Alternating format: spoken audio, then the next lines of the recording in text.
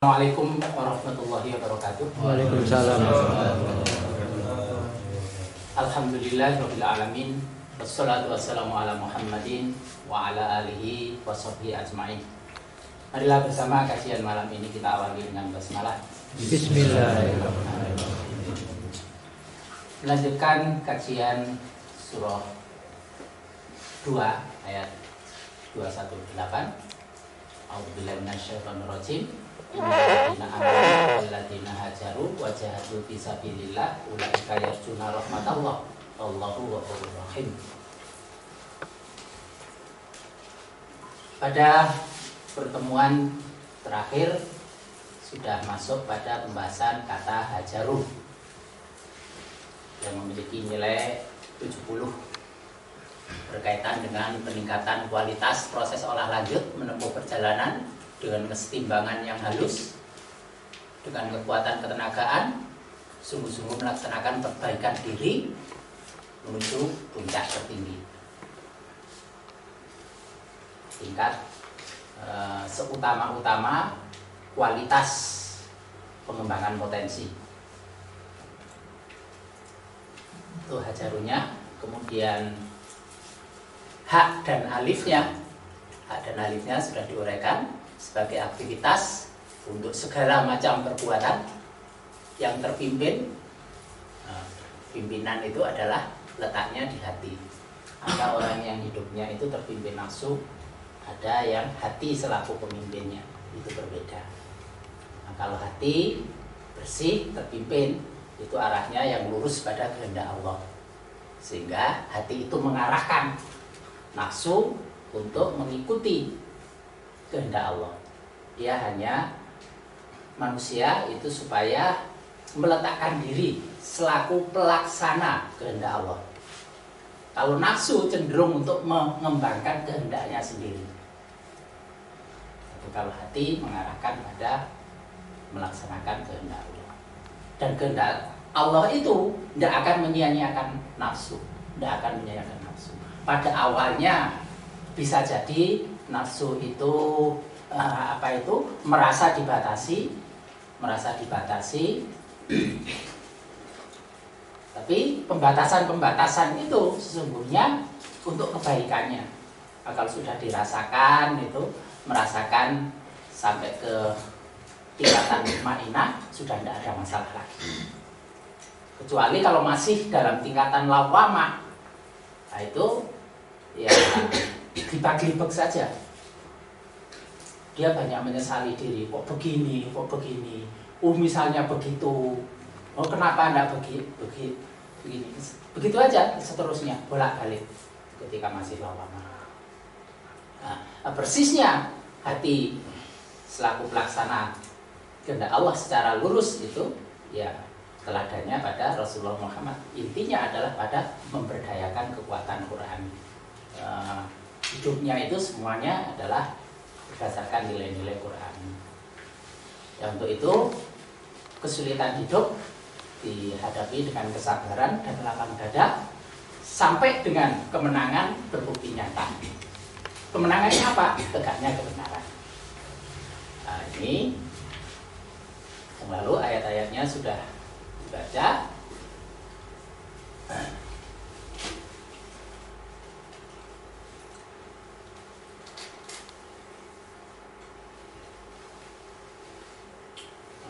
Kemudian nanti akan memperoleh ini, nafsu itu akan memperoleh ketenangan. Tidur itu untuk istirahat itu sebagai simbol ketenangan. Akhir awalnya bergolak, tapi kemudian dalam hijrah itu dari ketakutan akan berakhir pada keamanan. Itu tidur yang sudah istirahat. Kita lanjutkan bahasanya. Hajaru. Masuk pada jim dan ro. Ini 15. 15 itu dot. Dot itu langkah nyata. Langkah nyata itu berisi titik dan garis. Berarti dohir dan batin, lahir dan batin. Langkah nyata itu harus terpadu antara yang lahir dan yang batin. tidak sempurna langkah nyata itu kalau isinya hanya titik aja. Garis tidak ada kekuatan titik, itu juga lemah. Yang sempurna itu batin dan dohirnya itu menyatu.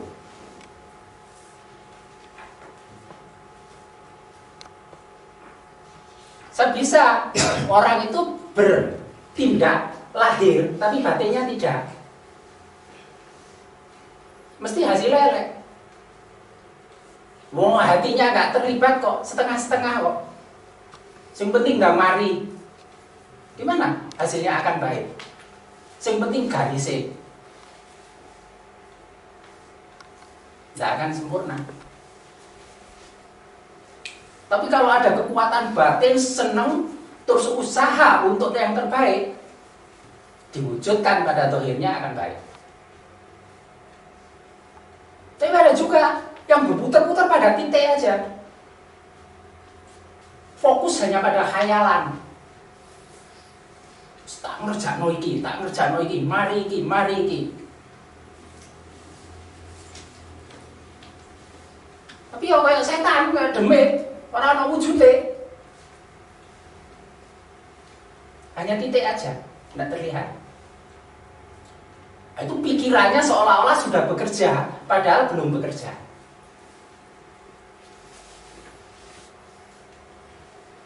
Pestanya tidak mikir, itu hanya pikiran, tapi terus teralih yang lain, yang durung dicandak, itu dikira wis mari.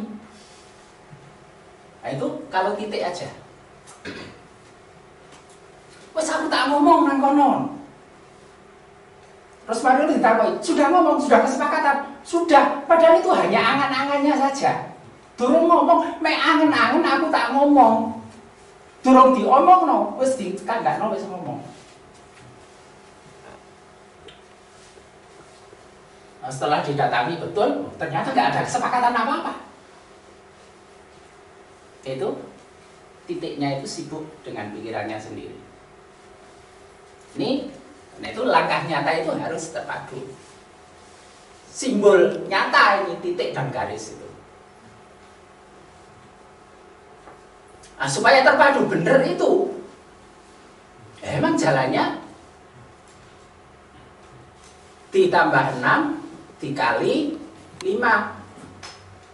Kalau 6 itu A, 5 itu B, A kali B sama dengan AB. Berarti 6 kali 5 sama dengan 65. Kalau angka ini dihurufkan, aljabarnya kan gitu loh, kesamaan ya. Tidak jumlah 11, tapi ini 65. 65 itu amal. Nah, kalau sudah nyata lahir dan batin, itu baru bernilai amal. Bekerja setengah-setengah, kepeksa, tidak bernilai amal. Hanya pikiran saja, wujudnya nggak ada, belum bernilai amal.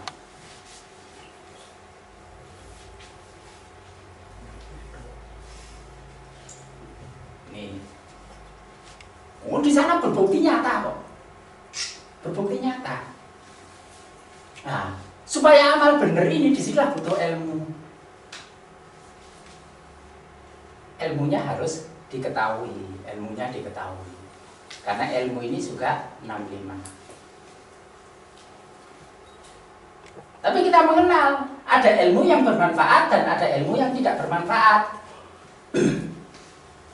Ada ilmu yang berguna untuk kesempurnaan amal, tapi ada ilmu yang mengacaukan kesempurnaan amal. Itu ilmu yang tidak bermanfaat.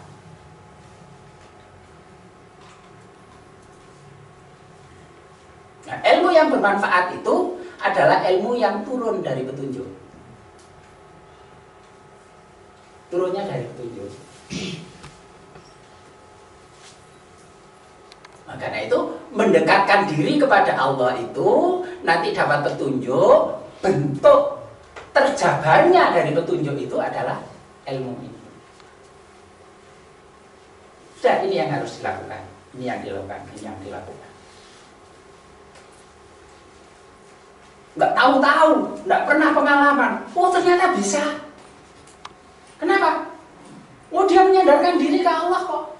Ya Allah kalau mboten sakit nih, mboten mampu. Itu kan permohonan untuk mendapat bimbingan, petunjuk. Mengerjakan sesuatu nggak pernah punya pengalaman. Loh ternyata bisa. Ini ilmu yang bermanfaat untuk kesempurnaan amal.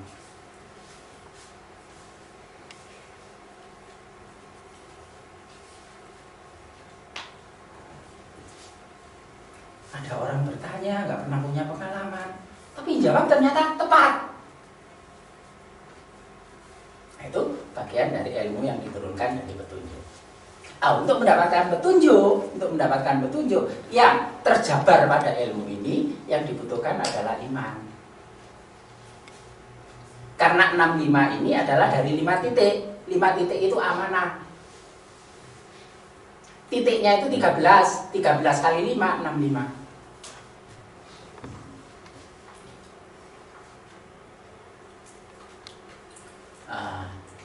5 dan 13 itu 18. 18 itu ain. Ain itu al-ilmu. Al-ilmu itu 96.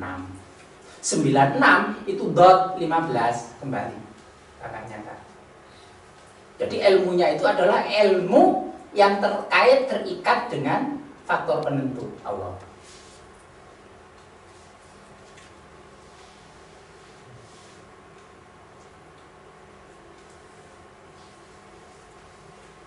Itu ilmu yang bermanfaat, membawa pada amal yang diterima. Dan itu doanya apa itu? Mohon ilmu yang bermanfaat, ilman nafi'ah, wa amalam mutaqabbal. Amalnya diterima kalau ilmunya ilmu yang bermanfaat.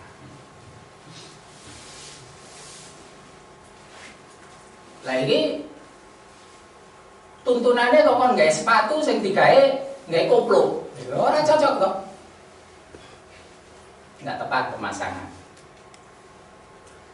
Persisnya al-ilmu itu ada ilmu hak. Al-ilmul hak. Al-ilmul hak. Al-ilmu 96, al-haq 79. Jumlahnya 175. 175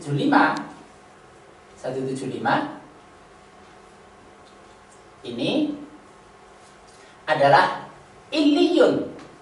Itu disebut sebagai ilmu yang tinggi. Jadi ilmu yang berkualitas. Al-illiyun. Ciri orang yang mendapat karunia ilmu yang tinggi, yang bermanfaat untuk kesempurnaan amal, cirinya adalah dia akan menjadi ahli sedekah. Al-musaddiqin. Cirinya itu. Sudah mengerjakannya itu sepenuh hati, senang, dikerjakannya secara sempurna, hasilnya baik. Dan itu pun dia akan menambah kebaikannya. Itu sebagai sedekahnya.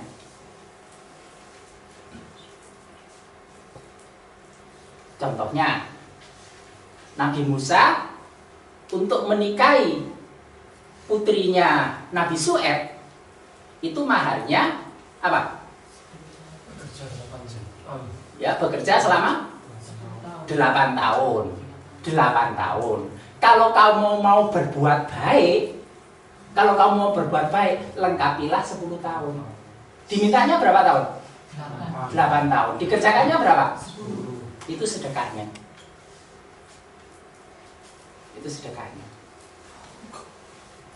Jadi berbuat itu lebih dari yang disepakati. Saya kira koncorone wong dagang apa? Onde-onde pesen 40. Ditambahi loro jemblem. Pak niki onde-onde, ini ada produk yang lain. Jemblem, bisa dicoba. Nah, itu sedekahnya. Bisa jadi tertarik terus pesen jemblem. 1 swidak. Kan gitu loh. Iya, nggak jemblem ditambahi apa? OTOT.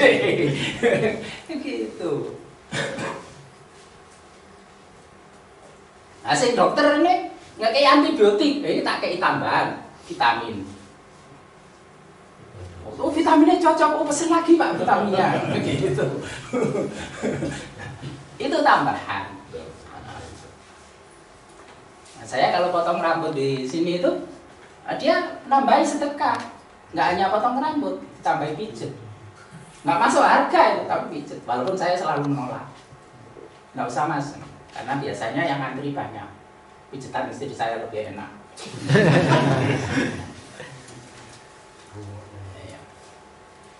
Ngono. Sampean pijeti bojo sampean. Itu bagian dari sedekah. Gitu. Jadi berbuat lebih dari kontrak. Buat lebih dari kontrak. Jadi caranya Pak Kebun, Pak Kebun di sekolah kan ngeresiki juru sekolah, kelas, kantor, ngeresiki halaman. Nah terus mari ngono pinggiran sekolah itu ono kali ya sok-sok kali ini itu diresiki. Terus embong kan yang mepet itu ya diresiki. Itu namanya tambahan sedekah kebaikan.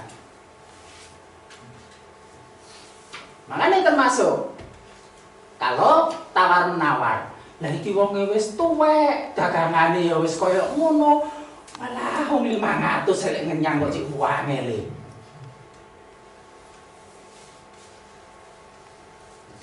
Kalau misalnya tawar menawar silahkan. Tawar menawar silahkan. Tapi akan lebih baik misalnya akhirnya kesepakatan. Harganya itu 23.000. Sudah 23.000, terus dibayar 25.000. Dinyang sampai boleh 23.000. Bayar 25.000.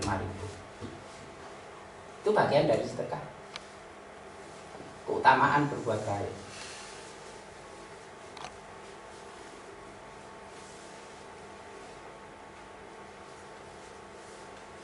Oleh nang mall regane gede-gede ora tau nganyang. Nang pasar wong wis bungkuk, tuwek ngomongnya gak teteh, lek ngonyang sampai tukaran. Kalau mau boleh aja tinya, tapi begitu bayar tambahin sedikit. Sudah senang deh. 1.000 itu aja udah senang mereka.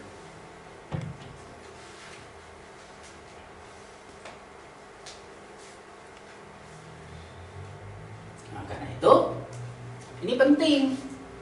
Yang namanya langkah nyata itu sudah berbukti nyata atau enggak, amalnya itu berbukti nyata atau enggak.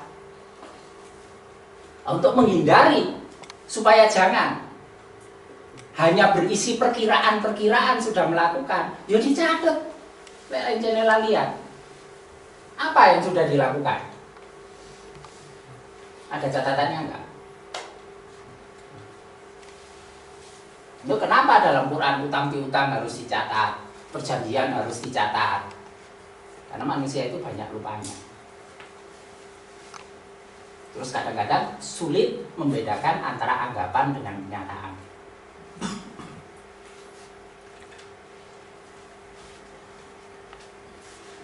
Kenapa? Karena di sini jimnya itu fathah. Fathah ini 61, jimnya 5, jumlahnya 66. Ada kecenderungan manusia itu untuk musrif, melampaui batas. Manusia itu melampaui batas. Selain itu juga suka tipu menipu, hurur, suka tipu menipu. Satu sisi melampaui batas, sisi lain juga suka tipu menipu. Termasuk menipu dirinya sendiri, nyeneng-nyeneng non. Terus kapopos ini. Macam-macam. Kadang-kadang oh iya Pak itu. Usaha gagal-gagal rupanya jadi aku wis kasih takdirno untuk golek dunia aku nang akhirat. Menipu diri. Padahal asli ini males loh. Tidak sungguh-sungguh dan tidak menggunakan ilmu yang benar, sehingga amalnya tidak sempurna. Belum lagi melampaui batas. Tapi sono kesempatan, aji mumpung. Wah, apa disabet.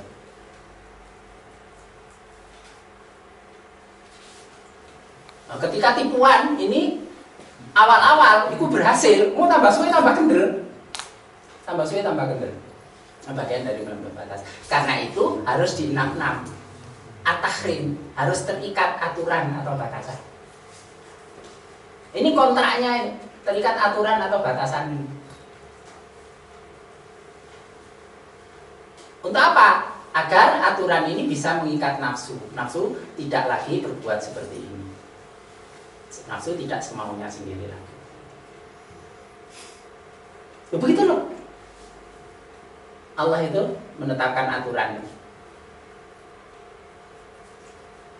Karena itu dipahami dalam segala tindak aktivitas perbuatan itu. Apa yang diberitakan atau diberitahukan? Apa yang disepakati? Apa yang disampaikan? 78:15. Apa yang harus dilakukan? Dilangkah nyatakan. Kemudian titiknya itu adalah bagian dari keridhaan. Jadi di sini tuh ridho, seneng. Kalau ridho seneng itu nanti ada semangat. Gak gampang putus asa. Sesuatu yang mengganggu itu kalau dia anggap hambatan, rintangan, ya lemah. Tapi kalau tantangan semakin terpadu. Tertantang.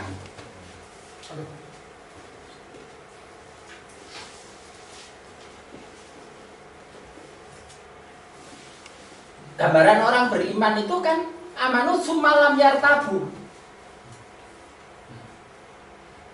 Begitu di perang Al-Ahzab itu dihadapkan dengan kekuatan yang besar, itu justru nggak malah surut. Omongannya malah inilah yang dijanjikan Allah itu. Kita akan berhadapan dengan kekuatan yang sangat besar. Itu kalau titiknya itu kuat, berisi keridhaan.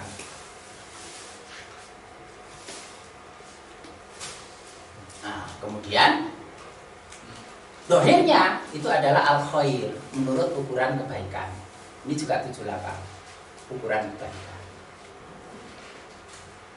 Nah, titik dan garis terpadu. Nah, kalau itu baru yang diperoleh di balik ini adalah 87. 87 itu al-jannah. Al-jannah itu surga. Di situ surganya diterima. Surga yang nyata, yang dirasakan. Nabi merasakan kehidupan di rumah tangganya itu adalah surganya. Ya karena sudah dengan ilmu dan amal itu dilakukan dohir dan batin dengan keridhaan dan ukuran kebaikan. Maka merasakan keluarganya adalah surga.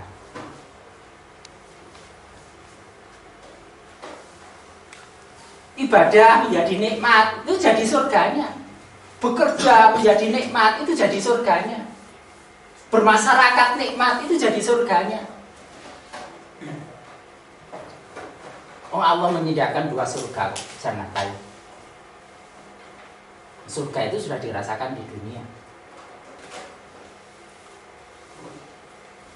Karena itu ridho orang beriman itu dengan pilihannya untuk beriman.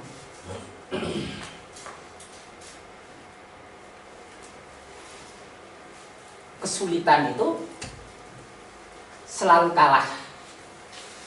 Selalu kalah dari rasa nikmatnya. Karena kesulitan tidak pernah melampaui 2 kali kenikmatan. Kesulitan tidak pernah melampaui 2 kali kenikmatan. Kalau orang menderita sakit itu misalnya pirang tahun sih? Sehatnya berapa tahun?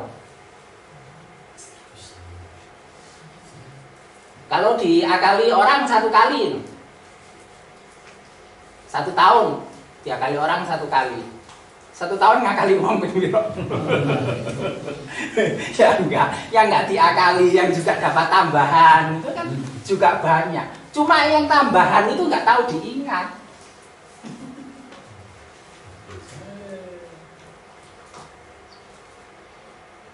Tapi sing pas gak enak anu suasane kok koyo ngene.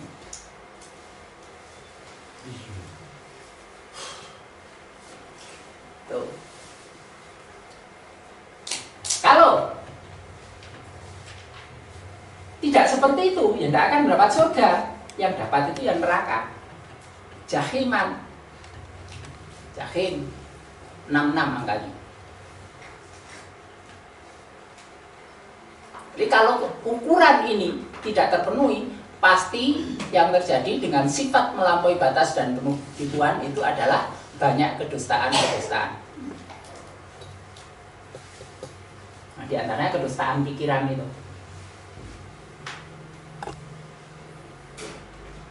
Tidak bisa membedakan yang berbukti nyata dengan yang baru batas-batas khayalan.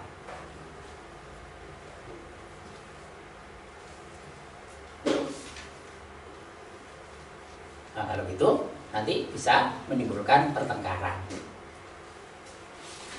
Tidak, jalurnya itu seperti itu.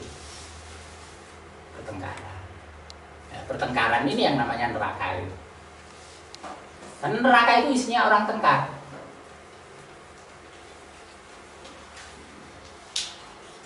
Aku biyen itu kan gara-gara nuruti awakmu. Aku kan nek ngisi kita, salahmu dhewe.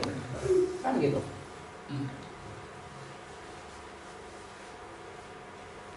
Fala talumuni. Jangan engkau mencela aku. Tapi celalah dirimu sendiri.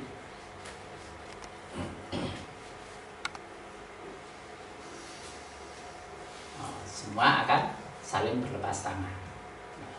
Nah, kalau sudah begitu apa? Ya Allah itu memberikan kemudahan kok. Allah itu memberikan kemudahan. Fatubu. Maka bertobatlah. Kembali pada hitohnya. Kembali pada hitohnya. Fatubu.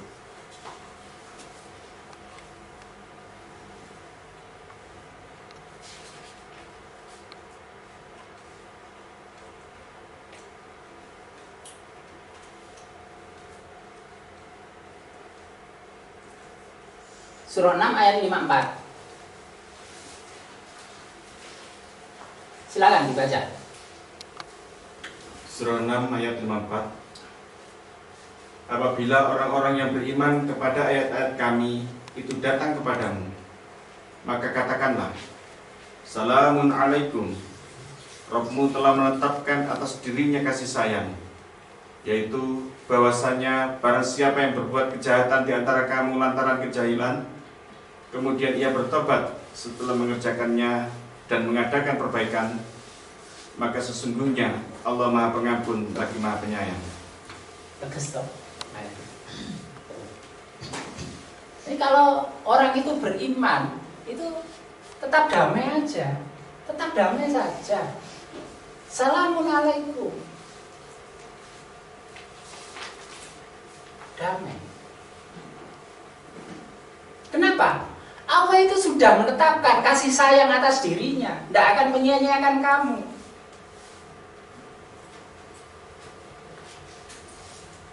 Kalau orang tua itu nyubit anaknya, itu bukan karena benci.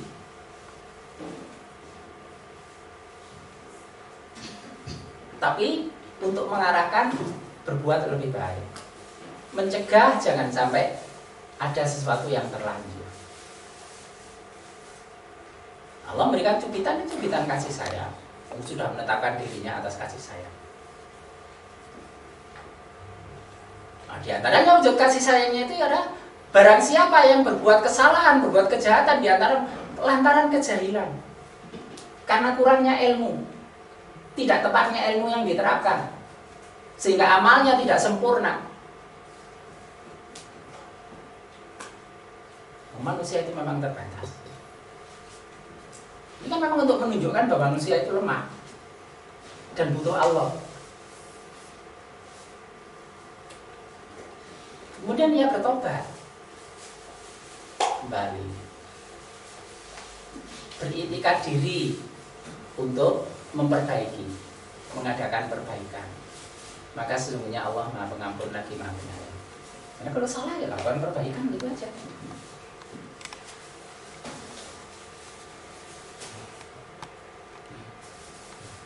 Tidak usah terlalu banyak yang dicemaskan.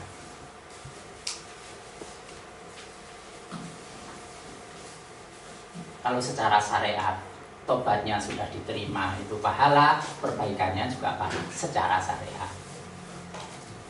Nah, karena itu yang diperoleh adalah kesejahteraan.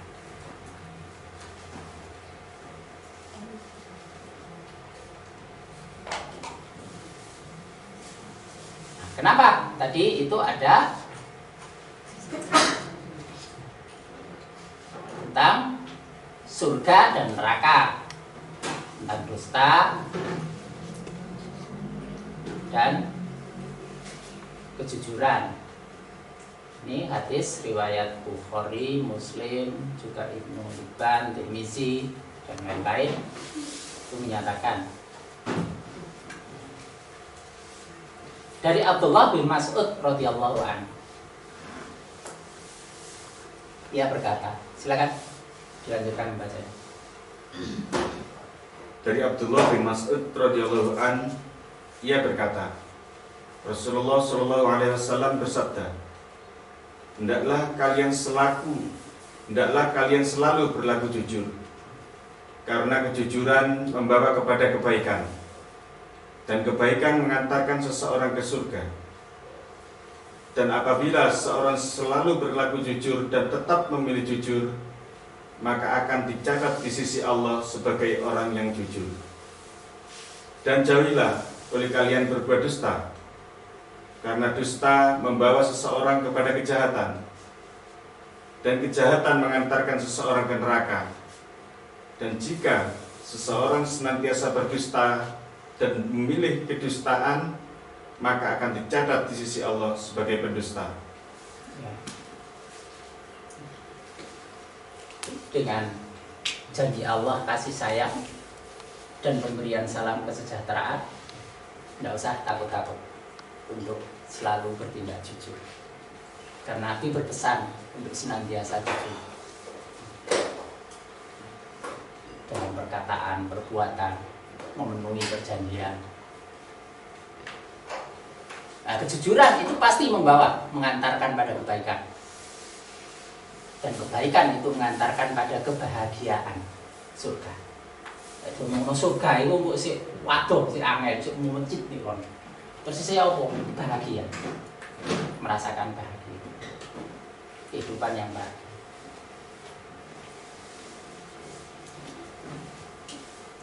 Dan apabila seorang selalu berlaku jujur dan memilih jujur, maka dia akan tercatat sebagai orang yang jujur. Orang yang tercatat sebagai jujur itu, ya wadah tempatnya itu kebahagiaan. Sebaliknya, jauhilah perbuatan dosa.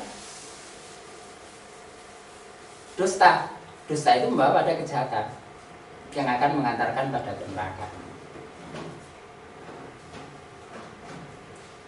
Ini kesusahan, penderitaan. Neraka itu simbol penderitaan.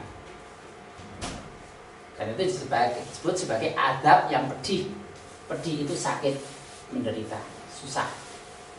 Kehidupan susah.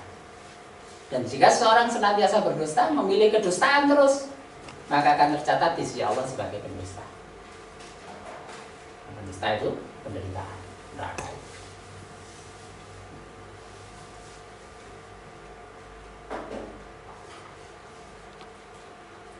Hadis yang lain, potongannya riwayat Tirmizi mengatakan, inna sidqa tumakninah wal kadhiba riba.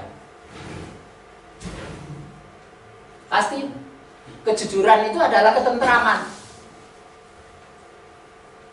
akan membawa pada ketentraman. Dan dusta itu akan menimbulkan kegoncangan. Ragu-ragu itu goncang.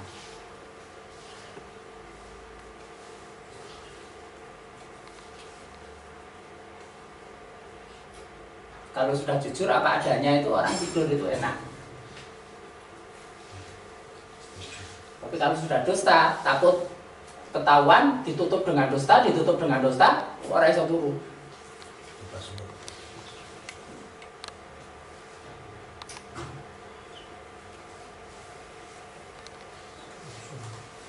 Bila berhadapan karo pendosa ya.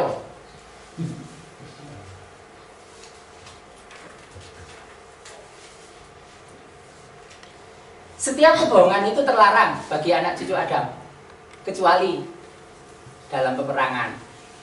Ini tidak boleh jujur, karena perang itu adalah bagian dari tipu daya. Maka jujur tidak diwajibkan.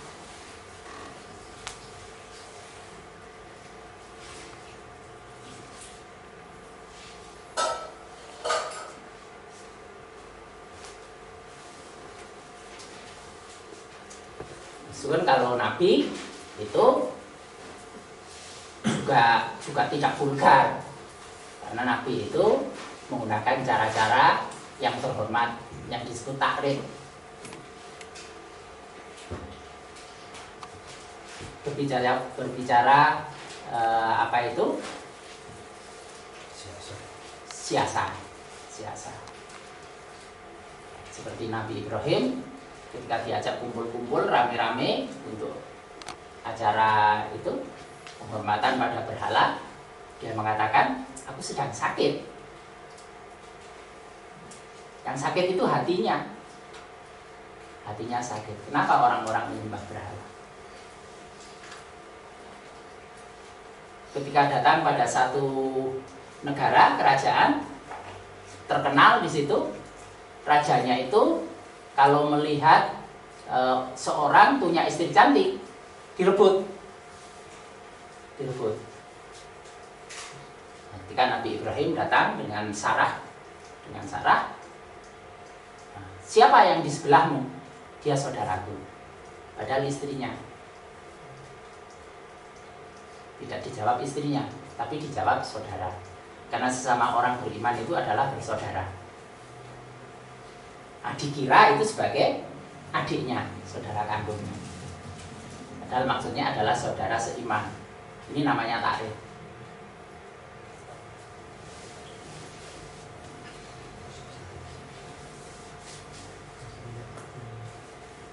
Rasulullah Muhammad ketika ngamati pasukan kafir, musyrik, tanya-tanya pada orang yang lewat. Kemudian orang yang lewat ditanya itu tidak mau jawab. Aku tidak mau menjawab kecuali engkau mengatakan, engkau dari mana? Apakah di sana ada orang kumpul-kumpul? Oh iya, berapa banyak orangnya? Aku nggak mau jawab. Kau ini siapa? Aku tidak akan menjawab sebelum engkau mengatakan apa itu? Asalmu dari mana? Nabi kemudian apa itu? Berpaling ke arah jurusan Irak. Yang di sana itu ada daerah namanya Ma. Lalu jawab ana minal Ma. Orang itu mengira bahwa Nabi itu berasal dari daerah Ma di Irak. Orang yang apa itu ditanya tadi mengira bahwa Nabi itu adalah orang dari Ma di Irak. Tapi maksudnya Nabi ana minal Ma itu saya dari air mani. Nah, ini tarik. Kemudian menjadi juru pendamai antara dua orang yang bertikai. Itu jangan jujur dikatakan semua dalam rangka mendamaikan. Itu pentingnya salamun alaikum tadi. Ketenteraman, kesejahteraan.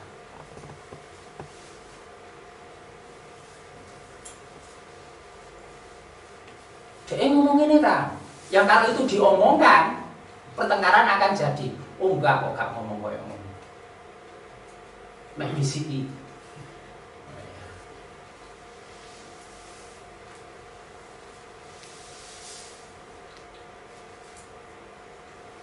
Dia ngomong kayak gini, enggak ngomong kayak gini.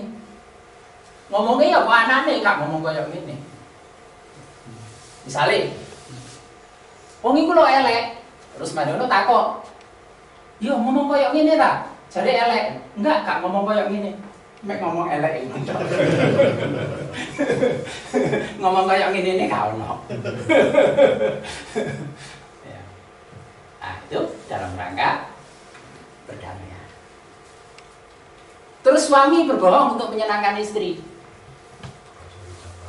Terus-terusannya dibohongi istri. Pokoknya seneng ngono ae.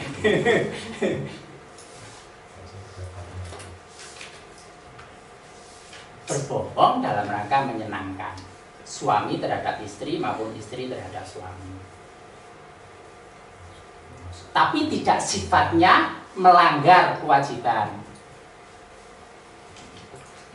Duduk semua bohong. Duduk semua bohong. Yang sifatnya untuk menyenangkan.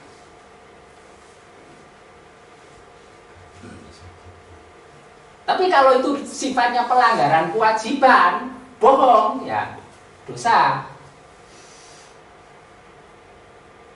Nyambut gawe mestinya dikekno memberikan nafkah, ora oleh bayaran. Nah, itu namanya meninggalkan kewajiban. Ya.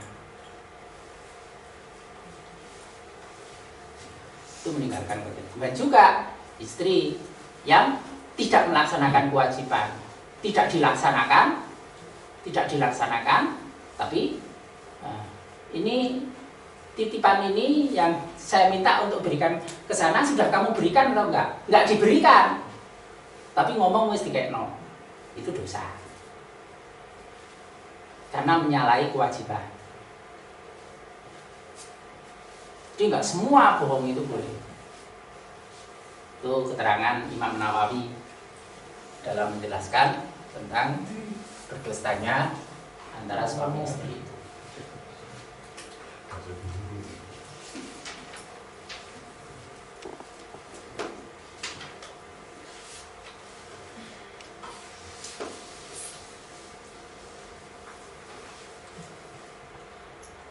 Ini dari Ummu Kulsum binti Uqbah radhiyallahu anha, Rasulullah bersabda,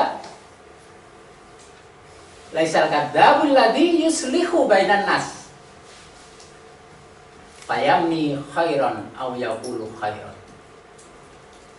Bukanlah pendusta orang yang melakukan perdamaian antara manusia lalu ia menggalakkan kebaikan atau mengucapkan kebaikan.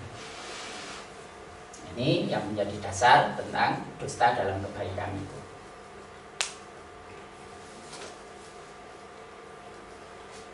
Nah, kebaikan itu bukan untuk keamanan diri, untuk kemaslahatan umat. Lagi sing sregep iku wong untuk kebaikan diri. Kemaslahatan umat.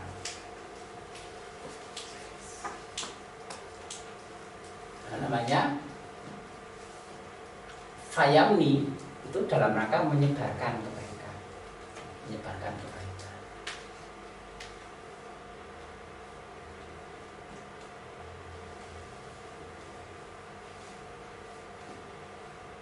Ini tentang pentingnya bagaimana menumbuh kembangkan kedamaian, ketentraman dalam kehidupan bermasyarakat, khususnya di kalangan masyarakat kaum muslim, orang-orang yang beriman.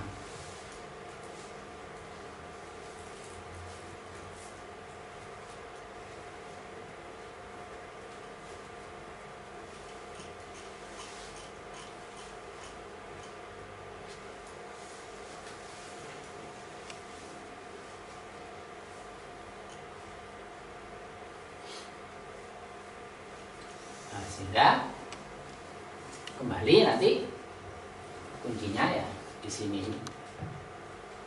Ini harus terpadu. Jangan sampai ada yang cacat pada wilayah sini.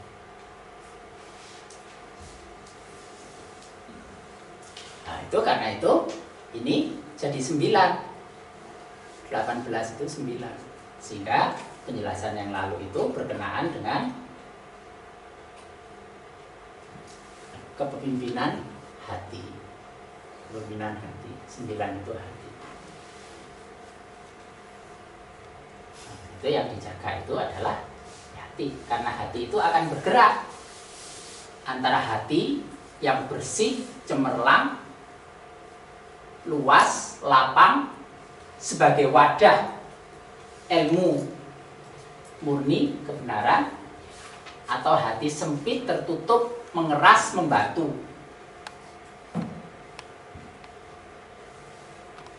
Bergerak antara itu. Nah, proses ini hati itu dengan sebelumnya ialah ini, melalui proses penyucian ini. Melalui proses penyucian dari membaca maupun berbuat. Nah, itu bekerja itu dalam rangka penyucian. Penyucian.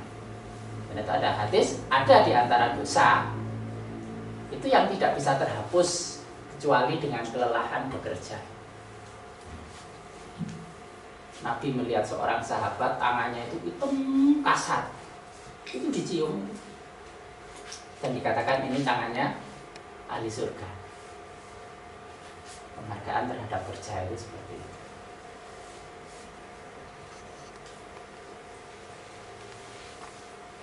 Baik, ini yang kita bahas pada malam ini. Ada pertanyaan? Silakan. Ya.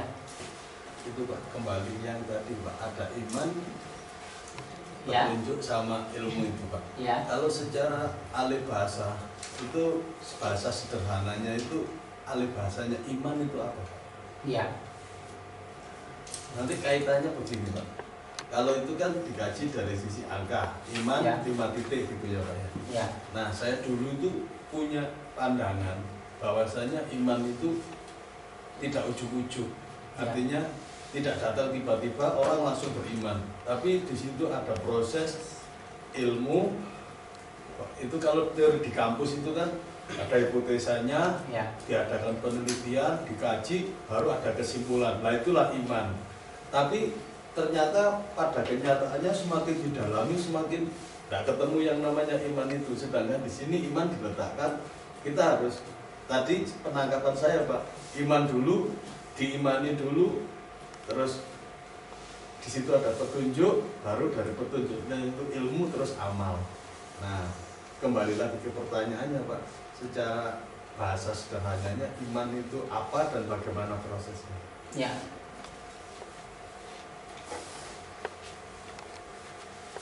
Iman itu penyaksian. Iman itu penyaksian.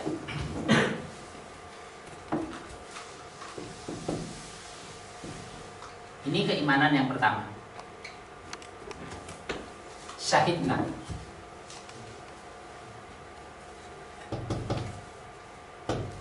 Ini keimanan. Berarti menyaksikan. Namanya menyaksikan. Namanya menyaksikan. Itu tidak sekedar tahu dari cerita. Tidak sekedar dari cerita, tahu dari cerita. Percaya enggak. Tidak sekedar percaya, menyaksikan. Nah, penyaksian ini nyangkut kehidupan hati. Ini kehidupan, ini 279 hati. Yang dia itu memiliki kekuatan. Memiliki kekuatan. Nah, karena itu tidak mudah digoyahkan. Yang sudah menyaksikan. Lah aku kalau wis ndelok iki lho, tak penteleng iki ono. Di sini to gano. Enggak percaya. Enggak bisa digoyahkan kalau sudah menyaksikan. Tapi lek sing kira-kira tidak akan ada punya kekuatan, tidak punya kemampuan. Nah, ketika keimanan pertama dimunculkan, ini dengan kekuatan, dengan penyaksian.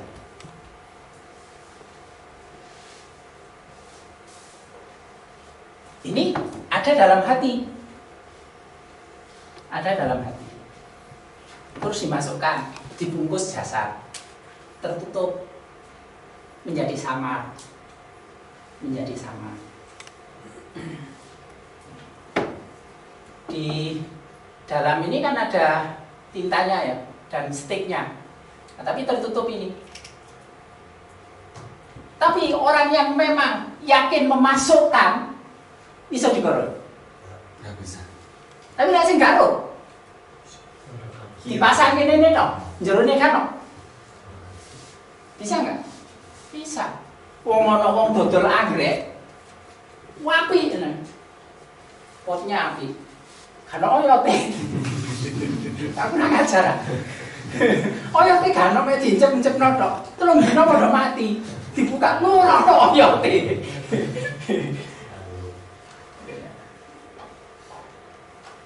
Ah, yang enggak tahu paling khawatir sing pengalaman iki ono oyote apa enggak. Tapi lek sing nandur ya wis yakin. Oh ini jelas kan oyote. Telung dina mati. Jadi yang menyaksikan itu walaupun terbungkus itu tetap yakin di dalam itu ada.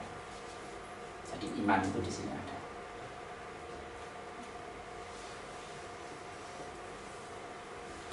Dengan semakin tajamnya pandangan hati, maka dia kasaf. Bungkus itu bukan menjadi penghalang, maka dia menyaksikan.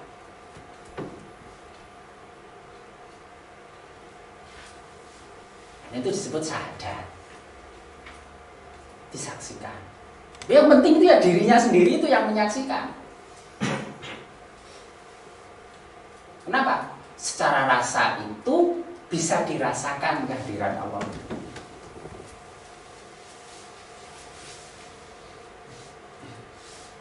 Iya, Allah itu ada karena memenuhi perasaan hatinya. Disinilah saya merasakan Allah.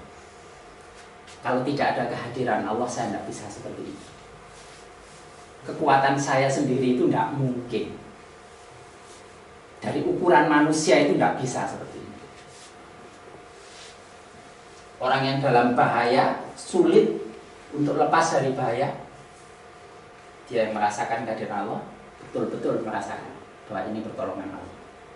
Itu kalau tidak ada pengakuan diri. Tapi kalau orang biasa sombong, mengunggulkan kemampuan, ilmu, keterampilan diri, sulit merasakan seperti itu.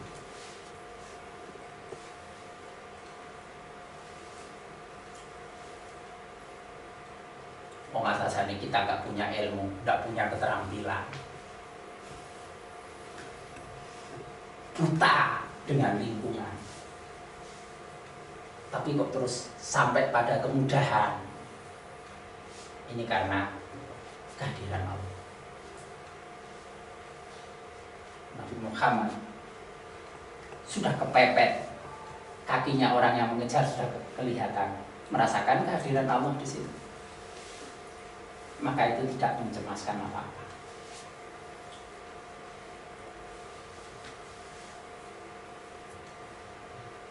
Khadijah yakin bahwa orang Allah tidak akan pernah menyia-nyiakan orang yang berbuat baik. Tidak mungkin Allah itu menghinakan engkau. Walaupun Nabi Muhammad cemas saat itu. Ketika pertama kali ketemu malaikat Jibril, tidak mungkin Allah menghinakan engkau.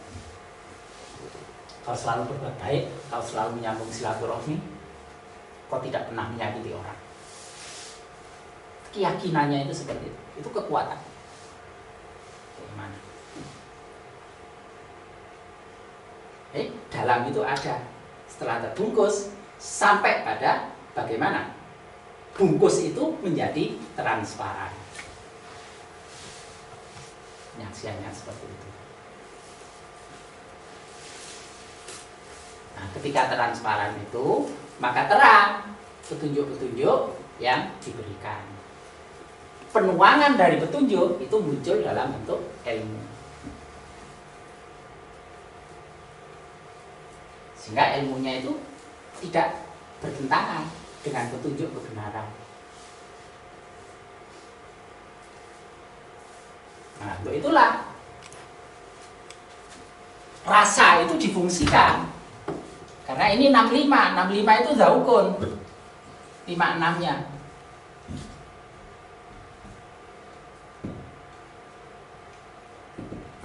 Zaukun. Rasa itu difungsikan.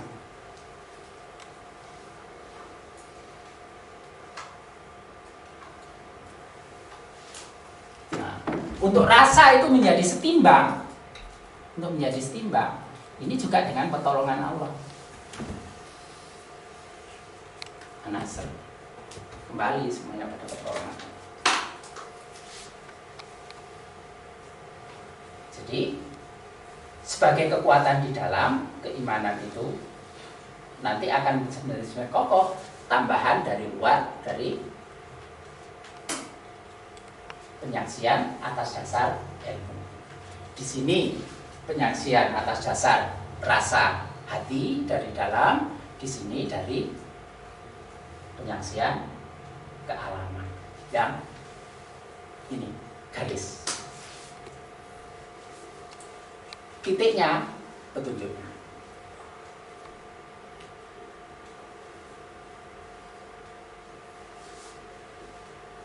Ada yang belum sama? Berarti intinya itu diimani dulu.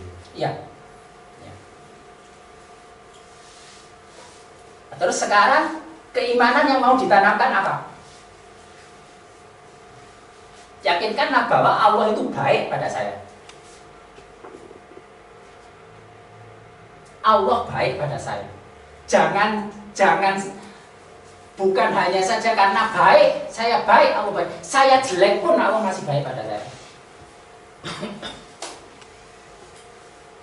Yakin nggak bahwa Allah baik pada kita? Ketika kita jelek pun Allah itu masih baik pada kita. Lek nggak wis dipateni kabeh awake dhewe. Karena baiknya Allah, sehingga hambanya maksiat itu pun masih ditunda-tunda.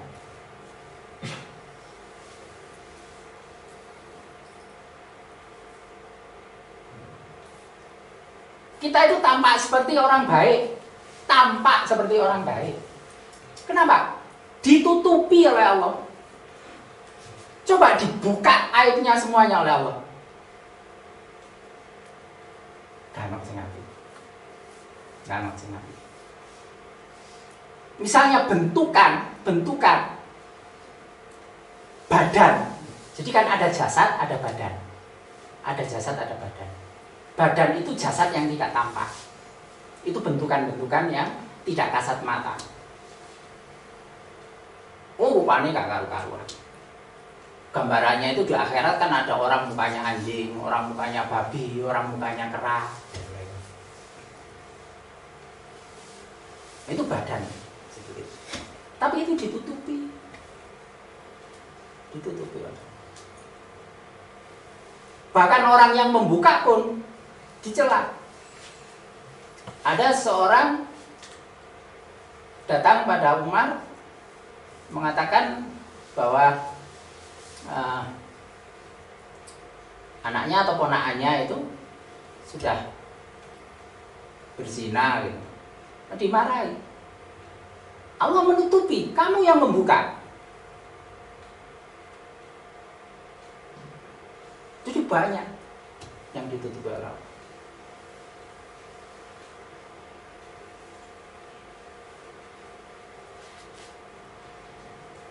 Tentu kadang-kadang malaikat itu gergeten lihat manungso terus nawarkan ke Allah, tak pidesani kabeh ojo dhisik. Awakmu kan gak melok nyiptakno enake suruh paten-pateni.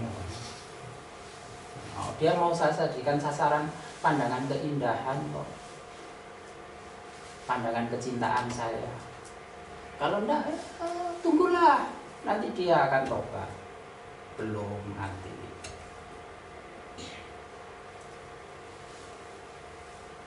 Jadi tanamkan Allah baik pada saya.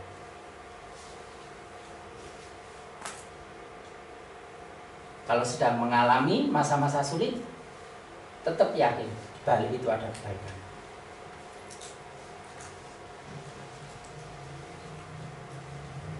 Kalau sudah itu merasakan kepepet diselamatkan, sudah di ujung tanduk diselamatkan, ya masuk gak percaya? Nggak yakin? Ya kalau satu kali itu orang masih bisa meragu. Tapi pengalaman hidup seseorang saya yakin tidak hanya satu kali, dua kali. Yang dia mencapai sesuatu itu bukan karena kepastiannya, bukan karena kekuatannya, tapi serasa ada kekuatan lain yang membuatnya berbeda. Itu harus dilihat sebagai perbuatan Allah. Maka yakin dalam keimanan itu. Itu yu'minuna bil ghaib, yakin kepada yang tidak tampak, pada yang gaib itu. Itu yang namanya keimanan. Yang baik ini itu pasti memberikan petunjuk. Petunjuknya yahdi qalbah, lewat hati. Makanya hatinya itu difungsikan. Hati berfungsi itu kalau disucikan. Mensucikannya apa? Lewat amal perbuatan. Karena amal itu gosok hati, nguras batu-batu yang ada di dalam hati sehingga longgar, lapang, suci, petunjuk mengalir.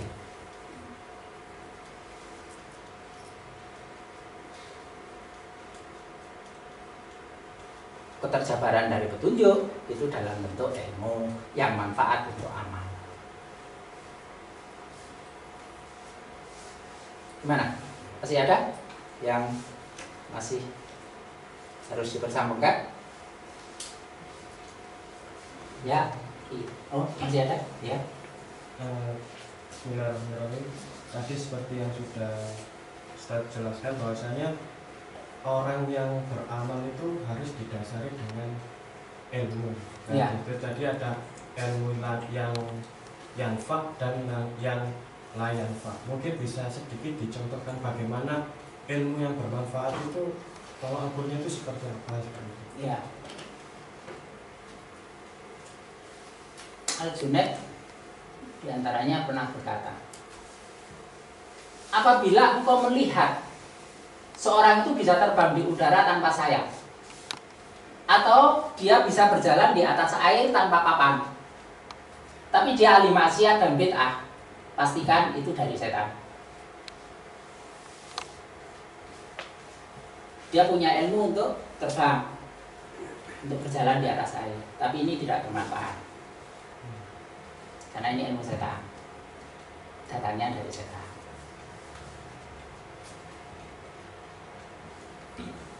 Nah, yang bermanfaat itu yang dari Allah.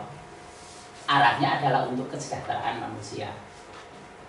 Kalau itu membawa kepada kesejahteraan, penerapannya itu membawa semakin dekat kepada Allah, itu namanya bermanfaat.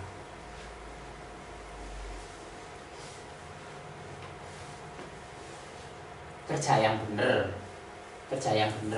itu bagian dari ilmu yang manfaat.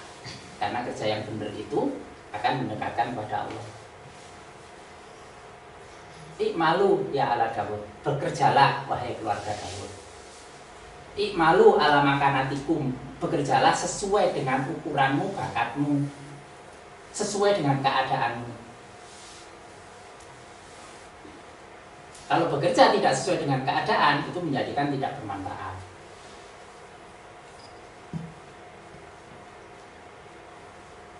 Keadaannya apa? Nggak punya tangan, adanya kaki, pakai kaki tuh. Ya musuh nggak tangan sing samine ya bangel. Keahliannya apa?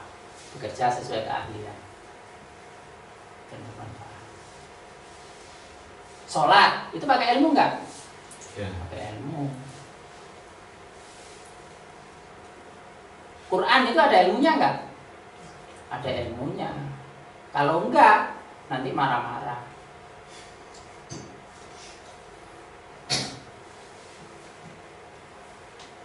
Ada orang baca Quran. Inna anzalnahu fi Lailatul Qadr. Dielingno. Lailatil. Inna anzalnahu fi Lailatul Qadr. Wa ma adraka ma Lailatul Qadr. Lailatul. Mang Lailatul gak oleh sakit. Gitu lah. Coba lihat ya.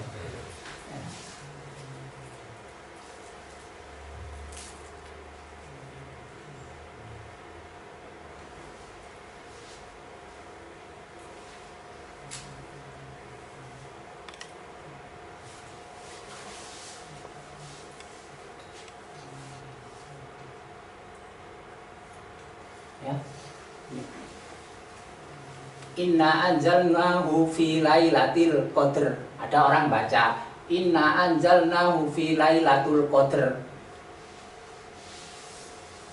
Pas ngimami makmume nek mburi ngelingno lailatil.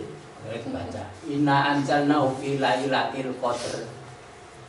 Terus mari ngono ndek kene maca meneh wa ma adraka ma lailatul qadr. Lailatul. Mang ngomong Lailatul disalahno. Saiki ngomong Lailatul dikongkon Lailatil. Ini ada ilmu. Kenapa? Karena di sini ada yang namanya fi. Fi ini harful jar. Tugasnya adalah menjerkan isim. Kalau ada fi, maka isim di depannya itu harus jar. Maka di sini Lailatil. Kalau di sini tidak ada fi, maka Lailatul.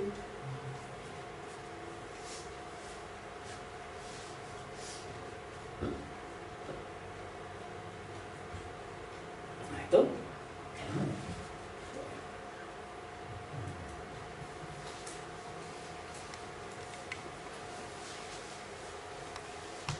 Allah mengajarkan berbagai ilmu. Allah menunjukkan berbagai jalan. Allah menunjukkan berbagai jalan itu adalah menurunkan ilmunya itu. Apa? Untuk kemaslahatan. Nah, intinya kemaslahatan itu membawa kesetimbangan. Membawa kesetimbangan. Mesti membawa kesetimbangan. Karena ilmu itu harus tetap menjaga kesetimbangan. 65 itu satu-satu. Menjaga kesetimbangan. Nah, kalau setimbang rasa, yaitu tenang. Itu yang namanya tumakninah. Baik, itu ya yang kita bahas pada malam ini. Kita akhiri bersama dengan hamdalah. Alhamdulillah. Assalamualaikum warahmatullahi wabarakatuh.